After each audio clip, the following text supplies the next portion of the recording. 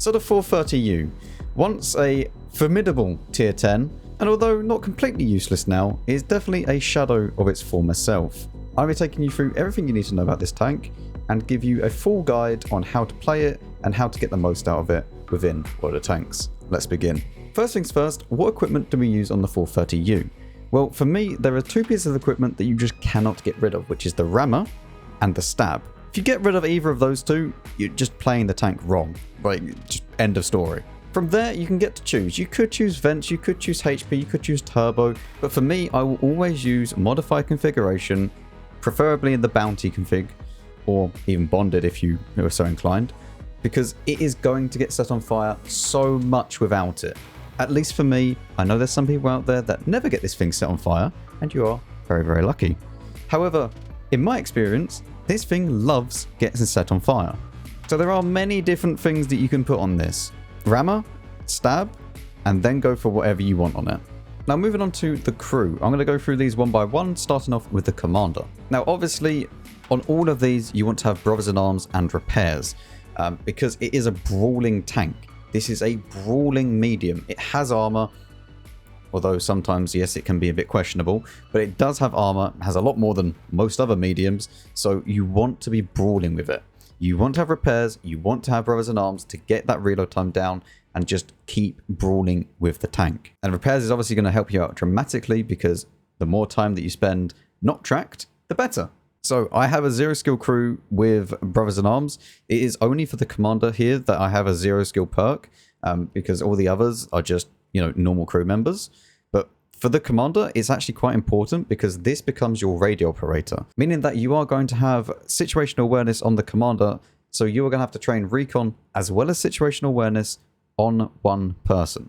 And then you're obviously going to want repairs as well. And as well as brothers in arms, you see why I have a 0 skill commander now. It's a lot easier. And then for the final one, I just chose mentor, because mentor is actually very, very good now after the update 1.21, where it goes to all crew members, not just everyone besides the commander. Not to mention that it starts from 0% now. There are no kind of perks in the game, or skills in the game, I should say, where they don't work until 100%. They all start at 0%, including brothers in arms.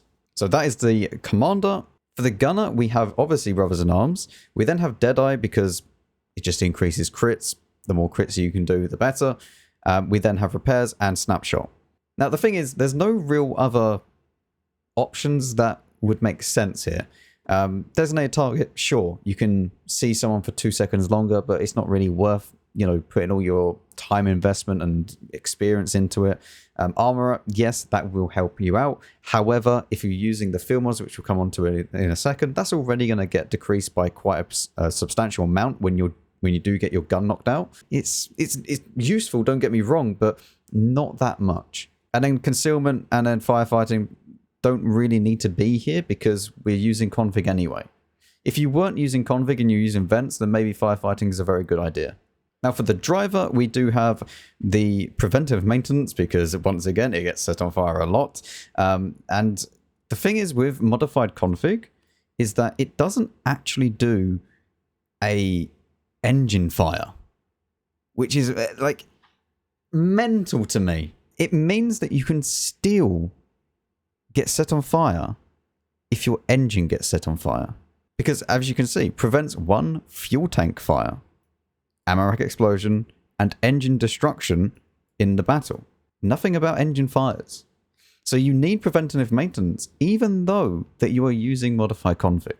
So for all of you that go out and then you somehow get set on fire when you're using config, you know full well now it is an engine fire, and yes, it's not going to save you. However, the engine fires are quite uncommon, so you have to be quite unlucky to get one.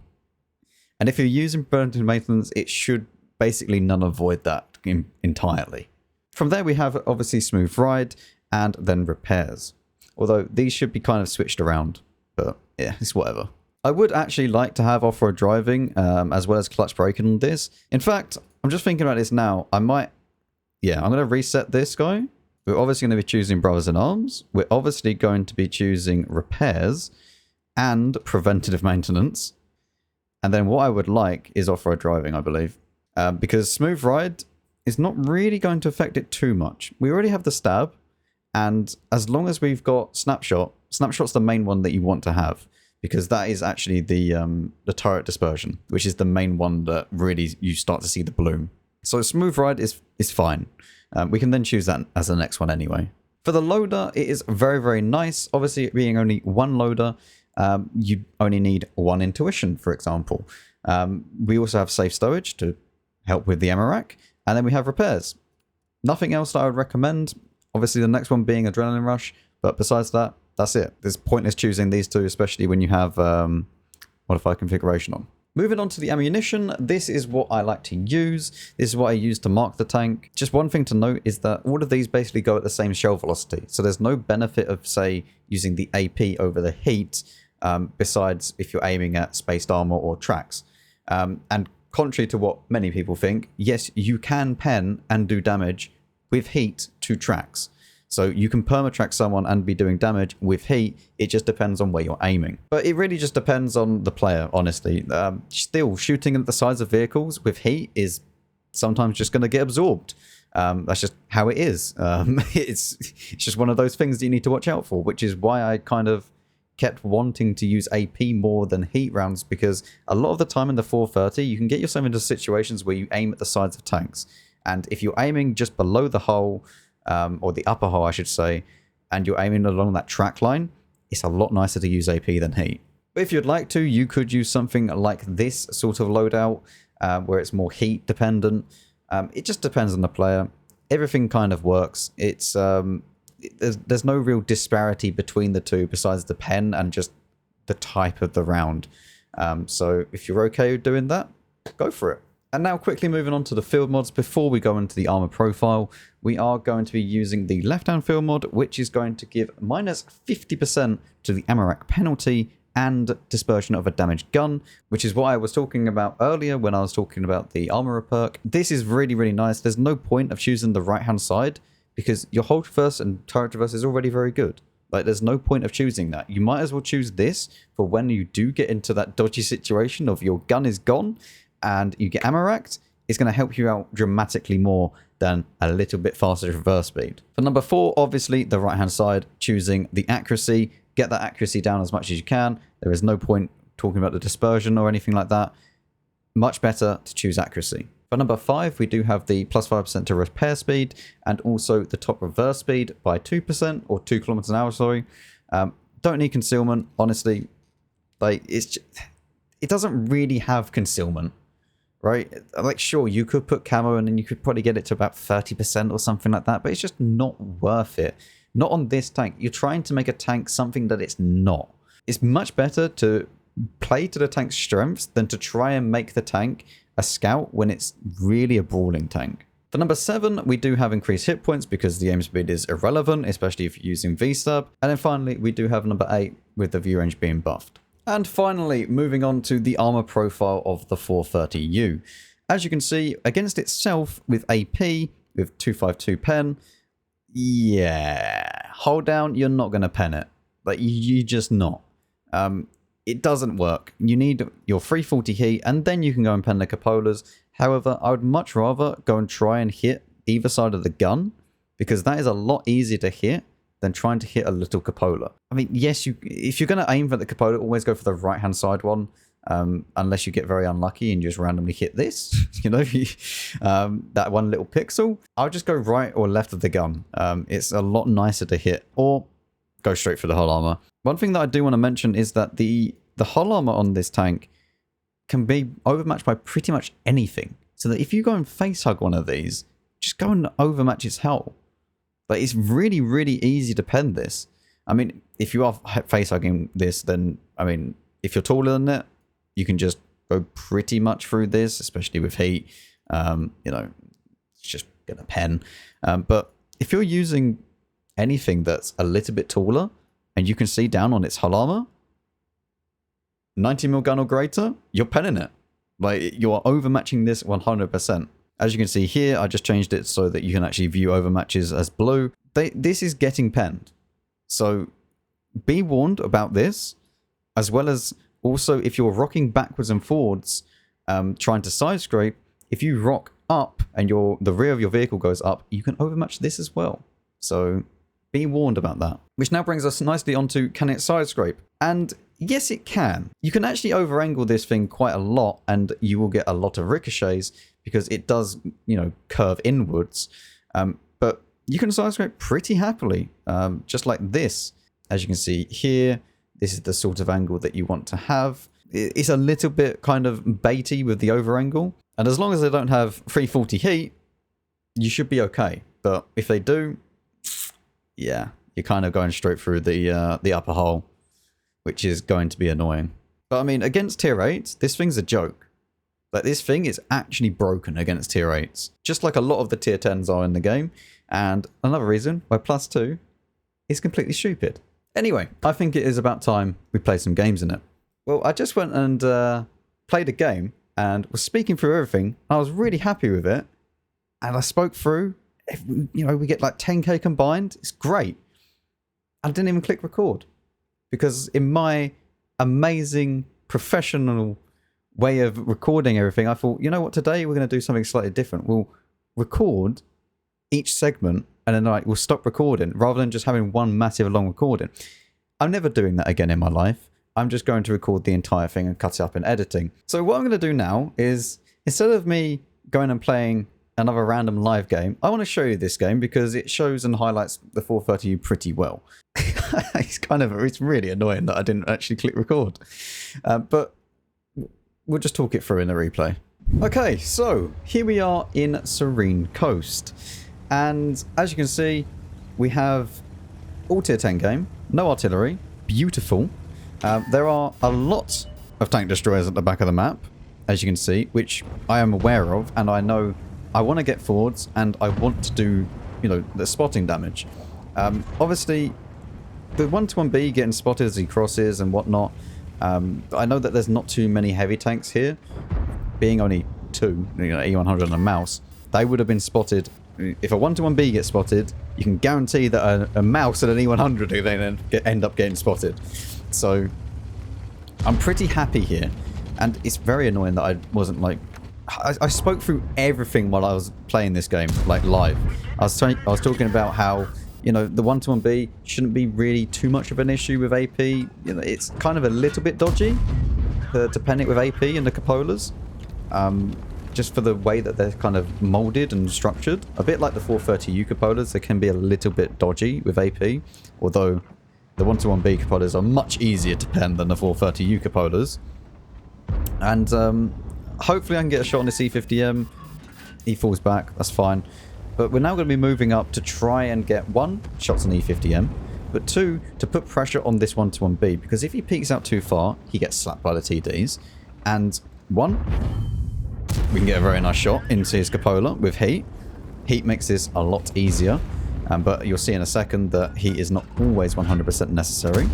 I don't know how that bounces on the E50M, but here we're just playing and we realise at this point this is pretty much won, right? The enemies, yes, they are controlling their base, but we've taken over the other side of the map, we've taken over this side of the map. We can now afford to try and put the pressure on, and here is when you enter kind of, this is like the mid-game section towards the late game. And I know that full well, this game is going to be an absolute stomp in a second. So I need to get forwards, I need to get the damage in. 121B is still, you know, doing whatever a 121B does in this scenario. As you can see, we would want to get one more shot in. I want to try and track him there, but it's not going to happen. Don't have the gun depression to do so. And now it is time to push up. We know that there is not too many people. If we stop the replay here, we can see the only thing that hasn't been spotted yet is a mouse and an FE4005. Everything else has been spotted, meaning that there is probably not an FE4005 here, and there definitely isn't a mouse. Like, this is not an easy thing for an FE and a mouse to hide behind. I'm not gonna lie, it's kind of nice being able to like pause the replay and point things out. It's quite useful. But we need to put the pressure on. We need to go up and continue. It's pointless sitting back and sniping, a bit like what this M60 and the E4 are doing. It's pointless. You need to be getting in there, you need to be doing the damage. Although, at the same time, thank you for sitting back, because it means that I can now go forwards and just get in everything. I can get all the spotting damage and everything else. Here is where we run into a little bit of an issue. We get a lovely HE round onto the FV, but the gun depression of the 430U, like, look at it. I'm trying to get a shot off, I'm trying to find a shot, it doesn't connect. You know, I tried to get a little bit of a dodgy connection where you can kind of loop it over sometimes. And we know that there's a Foch B at the back of the map where the mouse is. For some reason, a mouse has gone to the back of the map. I don't know why, okay? Don't ask me. But that is where the mouse wants to be, and he's happy there. I don't think he's very happy there anymore, but he's happy there. And I am well aware of this Foch B at the moment. The Foch B, at the time, I was like, this is going to be really, really bad, isn't it? But it's okay. Like, the mouse, you know, we're farming the mouse. We're using the heat rounds against the mouse, which you should be anyway. We kill the mouse, and now it's time to push forward. We have enough health. We can deal with taking a shot from the Foch 155. Did I say Foch B earlier? I meant Foch 155. We're going to put one HE round into this. Again, I'm aware I may take a shot from the Foch B, or Foch 1. The Foch! We'll call it the Foch. I may take a shot from the Foch, but it doesn't really matter. At this point, the game is over. It's 9-2. We're up 5, nearly 6k health. It's absolutely fine. We high roll, luckily, to kill the Gorilla. There's no point of me shooting the STRV anymore. We need to now push up, get the spot on the Leo, put one into the Leo, and then we get the spot on the Foch 155. From here, this is it now. We just need to try and survive as long as we can and just put as many shells in as we can. The absolutely fantastic gun handling of the 430 there, missing the capola of the Foch, but we don't miss that one. So absolutely fine. And now we just YOLO forwards, try and get a shot into this V4 if we can. We don't, and there we go. That is the game. It is now just from here trying to get a little bit more damage done if we can, but it doesn't really matter overall. We've already done, you know, nearly 10k combined. We've done 9k so far, and we'll put one into the side. We go around as we don't then take a shot, because yes, he could potentially one-shot us and finish off the V4. Beautiful. 9k up. We played that pretty much perfectly. So yes, that was the game that I just played.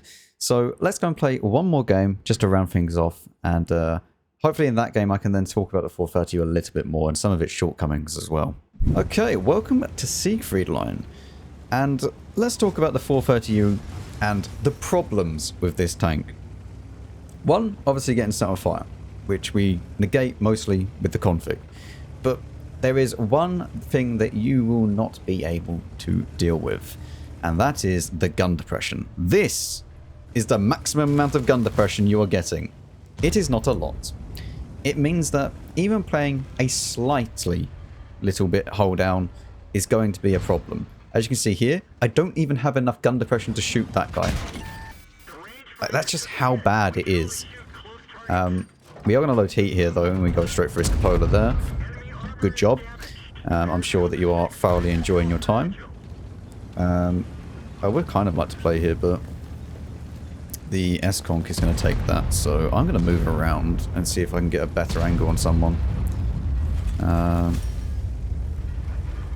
If they've moved, so I'm going to cross here. We're going to put one in, see if it pens. Doesn't even hit, so that's okay. But then from around this side, we should be able to maybe get some spots on people. Let's see. Oh, wow. that went nowhere close to where I aimed it. That went like way high and right. Oh, are you... Listen, he's slightly lost, okay? And I'm just going to side scrape here. Slightly lost, okay? Only slightly. What are you doing? I think do I reload before you?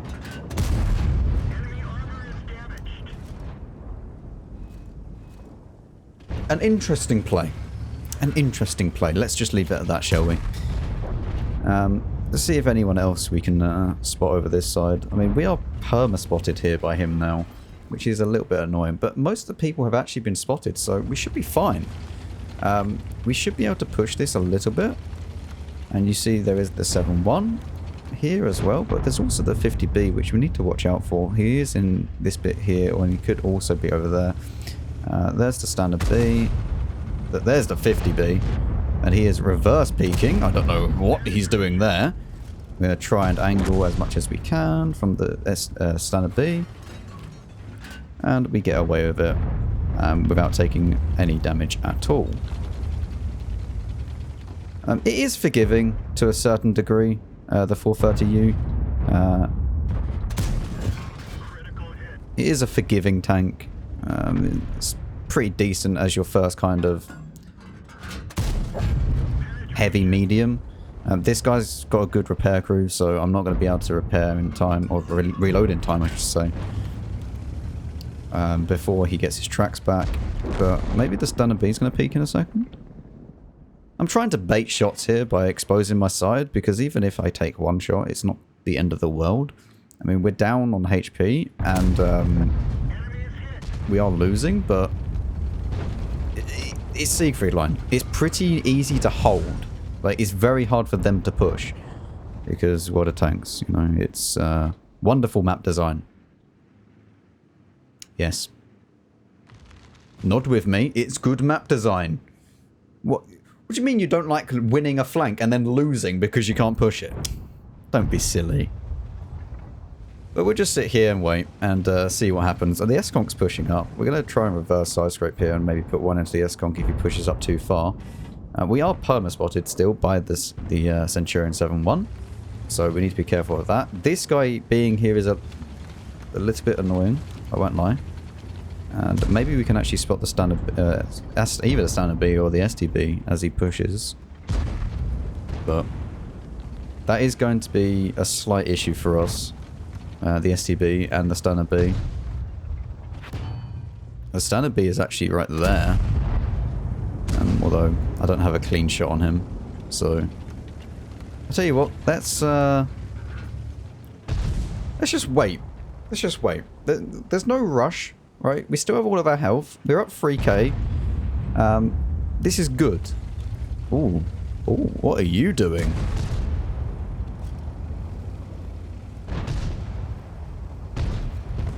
I want to bait this guy. Come on. Gonna need heat for this. Lovely. Easy bait into the tracks. I'm not gonna get a second shot, and there's no point me pushing him. That is... Alright then. I don't know how he managed to get a shot in, but sure. We'll go back to AP again. And we'll go also back over this way and see if our little STB friend is still playing around here. You still playing there? I don't know. Obviously we can't just push in because this the STB is just going to shoot us, so... It is just a waiting game. As I said, like, look, we were down, now we're even. Both on HP and on kills.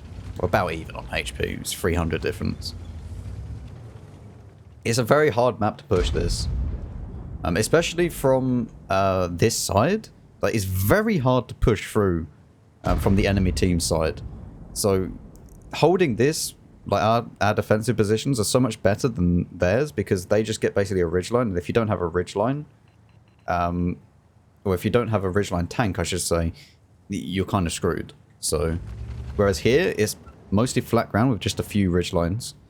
So, even tanks like myself, I could happily sit behind a ridgeline. Because most of it is very up and down and quite flat.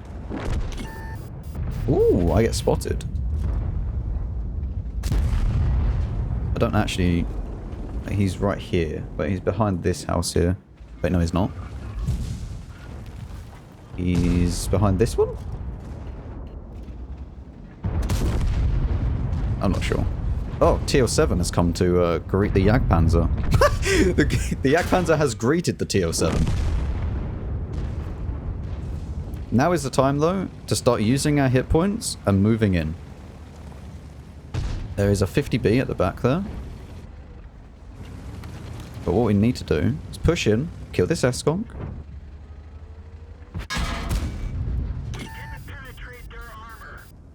Interesting. Another 50B. 50B will peek in a second, maybe. I just want to get one shot and then I'll back off. Okay. Oh, nice timing, by the way.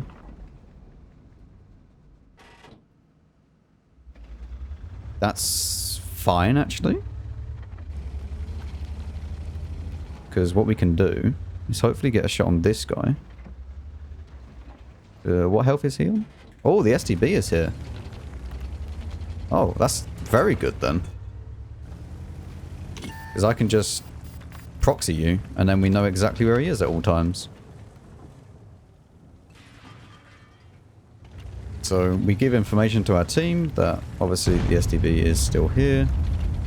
I don't know if I can actually climb this. I don't think I can. I'm not peeking that side because the 50B is probably behind that. But what I will do is push around this way. I'm sure he had fun.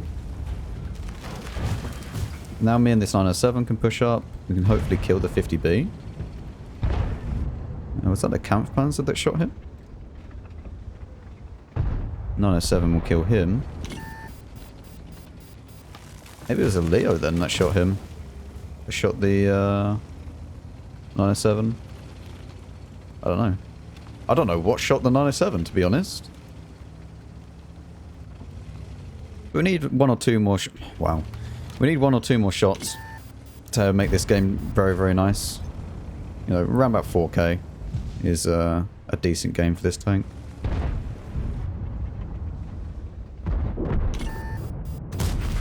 We can pump one into that.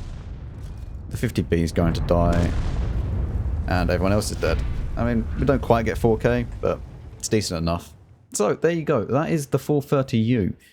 You get to see some of the shortcomings of it in the second game, as we talked through.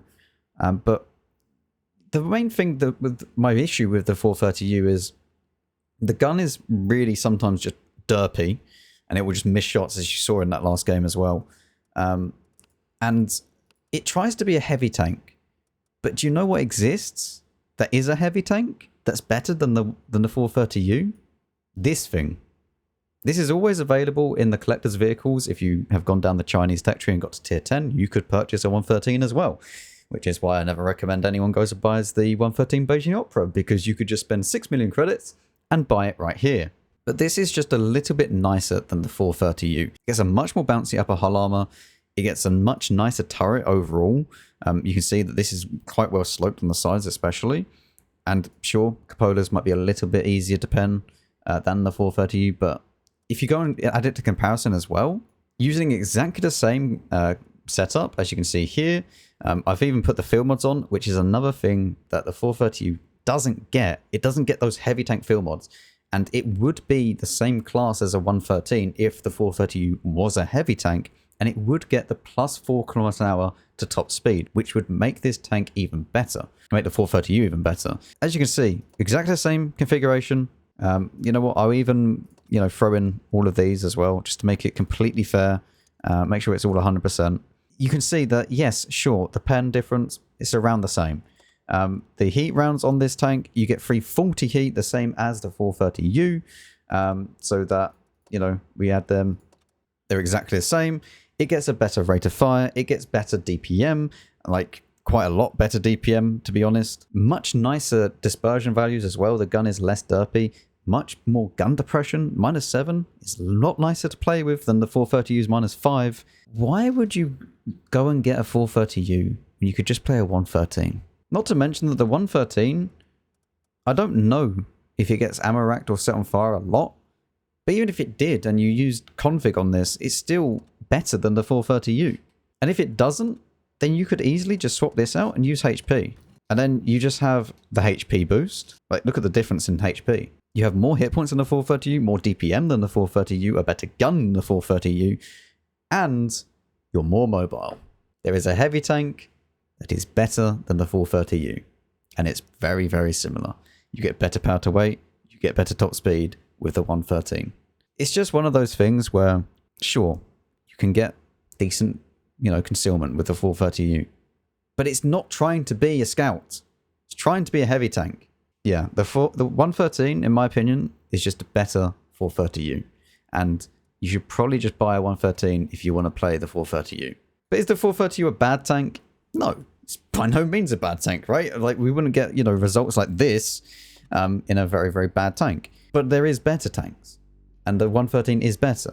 But there is one thing that the 430U can do that the 113 can't do, and that is become a medium tank with medium tank matchmaking. And that means there is one less heavy tank on the enemy team, and you basically get a heavy tank for free.